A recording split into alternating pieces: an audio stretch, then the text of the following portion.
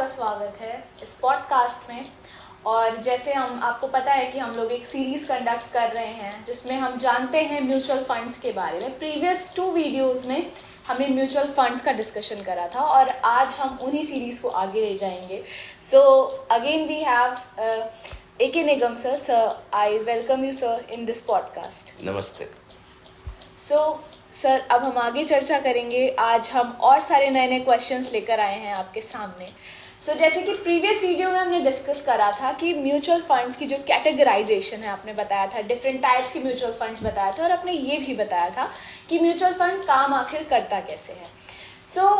जैसे कि हमने आपसे वादा करा था कि हम आपसे नई नई वीडियोज़ लेकर आएंगे, लेकिन आपको अपना फीडबैक देना ज़रूरी है, उस पर भी बेस्ड होगा जो हम अब की बार आपसे डिस्कस करने वाले हैं। So now for today's video, जैसा कि हमने डिस्कस करा था कि जो कैटेगरीज होती है म्यूचुअल फंड की, और उसमें जो सबसे ज़्यादा उसकी फेमस कैटेगरी है और सबसे ज़्यादा चर्चित कैटेगरी है वो है इक्विटी फंड्स की। तो आज हम उसकी चर्चा करने वाले हैं। तो सर, सबसे पहला मेरा जो सवाल है आपसे कि इक्विटी फंड्स आखिर क्या होते हैं? इक्विटी फंड जो वो होते हैं जिसमें ज़्यादातर जो फंड्स पैसा लगाया जाता है वो प्रीडोमिनेंटली इक्विटी या इक्विटी रिलेटेड प्रोडक्ट्स में लगाया जाता है। और जो भी इसमें पैसा लगाता है वो अपने लॉन्ग टर्म होराइजन के हिसाब से लगाता है। Okay sir. ठीक। और ये उनके लिए सूटेबल उन इन्वेस्टर्स के लिए ज़्यादा सूटेबल होता है जो थोड़ा सा रिस्क ले सकते हैं और जिनकी थोड़ी रिस्क एपिटाइट है, जो उनके लिए सूटेबल होता है। As per Indian condition, as per Indian contacts में जो आपको एक्सप्लेन करूं, सेबी के अनुसार एक हमारे यहाँ इक्विटी फंड की डेफिनेशन है कि अगर उसका 65% इक्विटी और इक्विटी रिलेटेड उस प्रोडक्ट्स में लगता है तो उसको हम कैटेगराइज करते हैं इक्विटी फंड्स में। ओके सर, जो मेरा नेक्स्ट सवाल है वो ये है कि सर इक्विटी फंड्स की कैटेगराइजेशन हम थोड़ा सा जानना चाहेंगे आपसे। इससे पहले कि मैं इक्विटी फंड को कैटेगराइज करूं, मैं आपको यहाँ पे 3 ब्रॉड कैटेगरीज जो है हम जो यहाँ पे डिस्कस करते हैं कि इक्विटी को हम लार्ज कैप, मिड कैप और स्मॉल कैप में करते हैं। ठीक है। लार्ज कैप में जो हमारे यहाँ कैटेगराइजेशन है, जो लार्ज कैप, मिड कैप और स्मॉल कैप में, वो मार्केट के कैपिटलाइजेशन के बेसिस पे होता है। जैसे लार्ज कैप में जो इंडिया की एज पर कैपिटलाइजेशन जो फर्स्ट 100 कंपनीज हैं वो लार्ज कैप कंपनीज में आती हैं।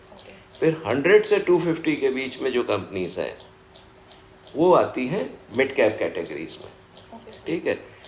और उसके बाद जो बाकी बची हुई कंपनीज हैं जिनको वो है उसमें हम स्मॉल कैप कैटेगरीज में होता है। अब इन्हीं कैटेगराइजेशन में क्या है कि हम फर्दर इक्विटी फंड को कैटेगराइज करते हैं। Okay sir.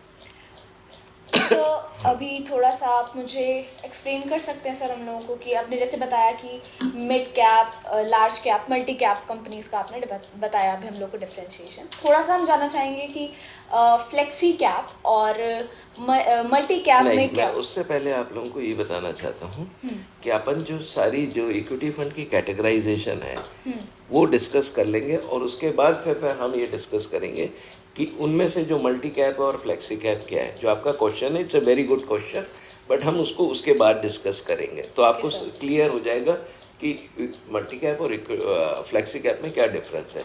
तो हम जो सबसे पहले कैटेगराइजेशन करने जा रहे हैं वो सबसे पहले हम मल्टी कैप फंड्स को कैटेगराइज करते हैं। इसमें जो है इक्विटी का पोर्शन 65% मल्टी कैप में इन्वेस्ट होता है। मतलब इक्विटी में और इक्विटी रिलेटेड इंस्ट्रूमेंट में आपको 65%। लेकिन एक चीज़ इसमें एक फर्दर मैं ऐड करना चाहूँगा कि जैसा मैंने आपको अभी एक्सप्लेन किया था कि लार्ज कैप, मिड कैप और स्मॉल कैप, तो इनमें मिनिमम जो आपको इन्वेस्टमेंट करना है लार्ज में 25%, मिड में 25% और स्मॉल कैप में 25%। और बाकी फिर वो फंड मैनेजर के ऊपर डिपेंड करता है कि वो किस कैटेगराइजेशन में करता है। नेक्स्ट कैटेगराइजेशन जो हम डिस्कस कर रहे हैं वो प्योर लार्ज कैप फंड्स की है। प्योर लार्ज कैप में क्या होता है कि जो 80% ऑफ द इन्वेस्टमेंट्स होता है जो इक्विटी और इक्विटी रिलेटेड फंड्स में, वो आ जाता है लार्ज कैप कंपनीज में, मतलब जो फर्स्ट 100 कंपनीज जो भी हमने डिस्कस किया था उसमें वो पैसा 80% लगता है। Okay sir. ठीक है। उसके बाद जो नेक्स्ट कैटेगरी है, क्योंकि बहुत से लोग सिर्फ लार्ज कैप में नहीं चाहते हैं, वो चाहते हैं कि इसमें हम थोड़ा सा और प्रोडक्ट को एंटर करें, तो उन इन्वेस्टर्स के लिए एक और कैटेगराइजेशन है जिसको हम कहते हैं large and mid cap category. इसमें क्या होता है कि 35% जो है वो लार्ज कैप में लगेगा और 35% मिड कैप में लगेगा। तो अब कितना बचा? 30%। वो फंड मैनेजर के ऊपर छोड़ दिया जाता है कि वो और कैटेगरी है, लेकिन ये मिनिमम 35% तो उसको लार्ज एंड मिड कैप। ठीक है। तो अभी हमने डिस्कस किया, अब हम डिस्कस करते हैं प्योर मिड कैप। अभी जैसे हमने प्योर लार्ज कैप में किया था, तो उसमें क्या है कि प्योर मिड कैप जो कंपनीज होती हैं, इसमें हम 65% जो है वो हम मिड कैप स्टॉक्स में लगाते हैं, तभी वो प्योर मिड कैप कैटेगरीज के अंदर आता है। Okay sir.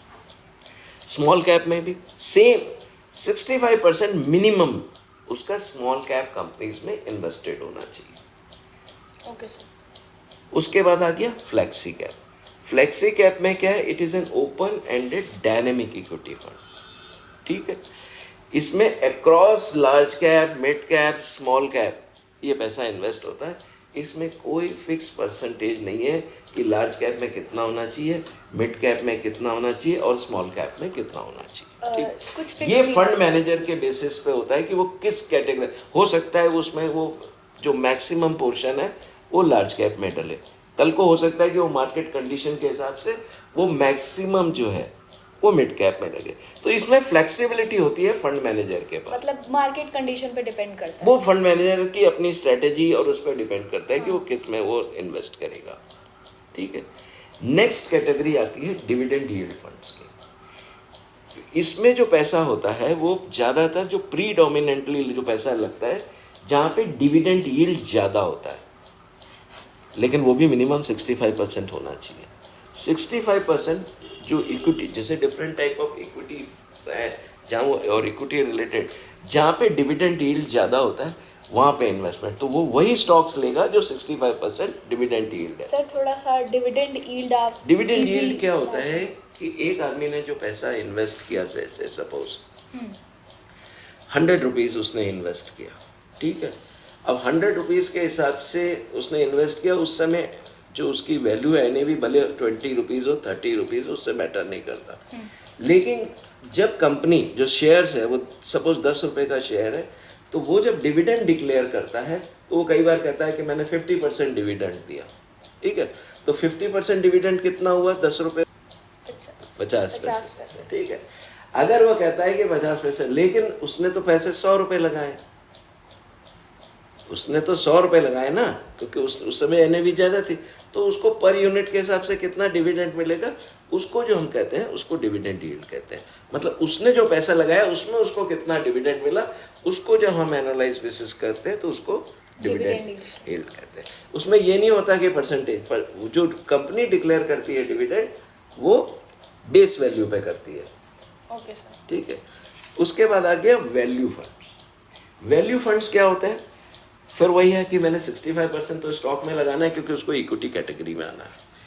ये क्या करते हैं वैल्यू फंड्स? कंपनी को जिनके शेयर्स कम रेट पे खरीद लेते हैं और जिनके अंदर एक्चुअली वैल्यू अच्छी होती है, लेकिन वो इस समय अपने प्योर मतलब अपनी वैल्यू के हिसाब से वो सस्ते में चीज मिल रही है, तो वो वैल्यू स्टॉक्स वो करते हैं कि जिसके ग्रोथ होने के चांसेस ज़्यादा हो जाते हैं, है ना, तो वो वैल्यू फंड्स कहते हैं। अब कॉन्ट्रा फंड्स क्या होता है?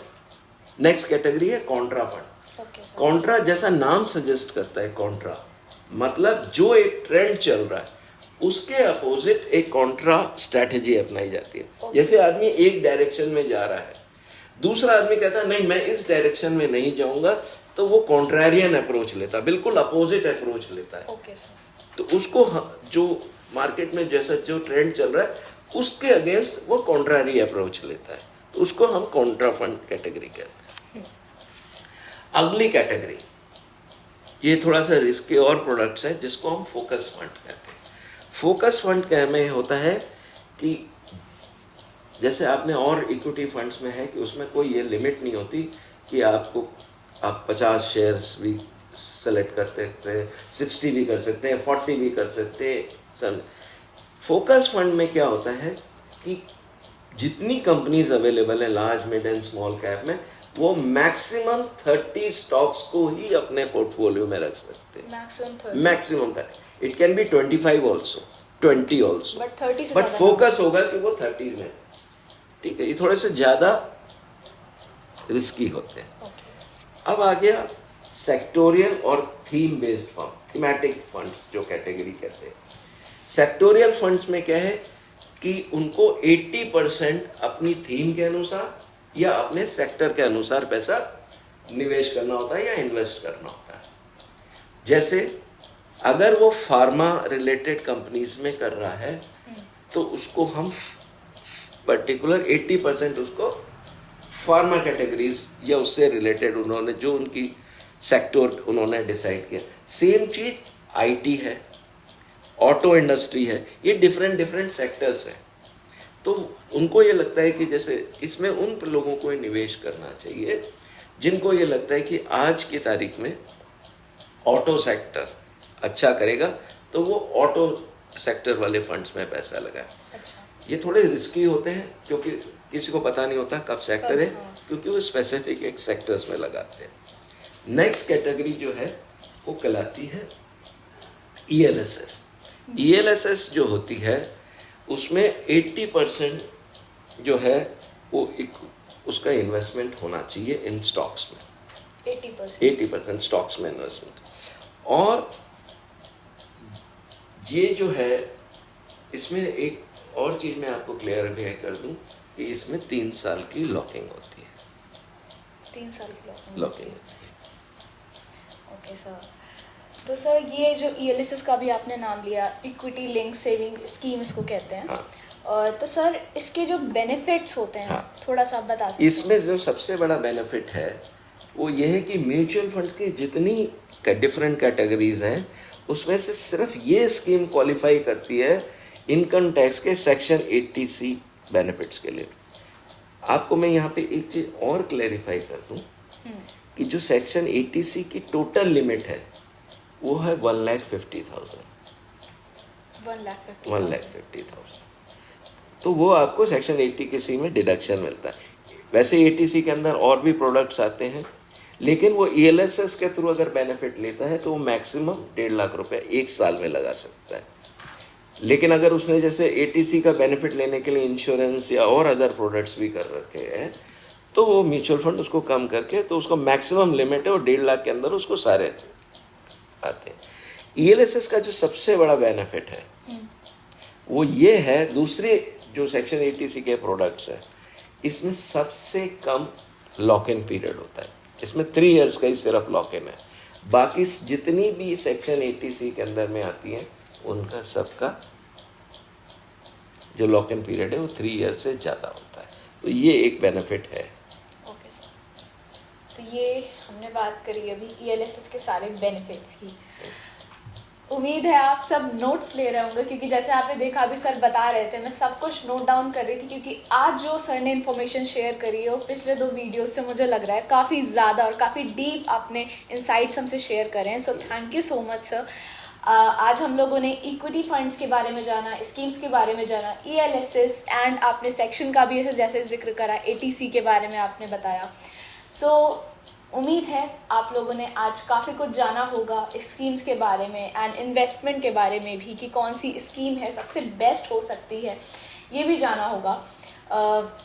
नेक्स्ट वीडियो में हम और भी चीज़ों पर चर्चा करेंगे, जैसे कि sir debt schemes. Next video में हम लोग जानेंगे डेट स्कीम्स के बारे में। एंड एक चीज़ और, पिछले 2 वीडियो का आप जो लिंक है ये आपको डिस्क्रिप्शन में मिल जाएगा और आप उसके थ्रू पहले के जो 2 पार्ट्स हैं वो भी देख सकते हैं, वॉच कर सकते हैं, और ताकि आप एक रिदम में बने रहें, कंटिन्यूटी में बने रहें। ऐसा ना लगे आपको कि जो आप वीडियो देख रहे हैं इसका लिंक कैसे, इससे पहले मैं कैसे जाऊं, या इसके पहले की जो ज़रूरी इन्फॉर्मेशन है वो कहाँ से लूँ, तो वो आप वहाँ पर देखकर जान सकते हैं।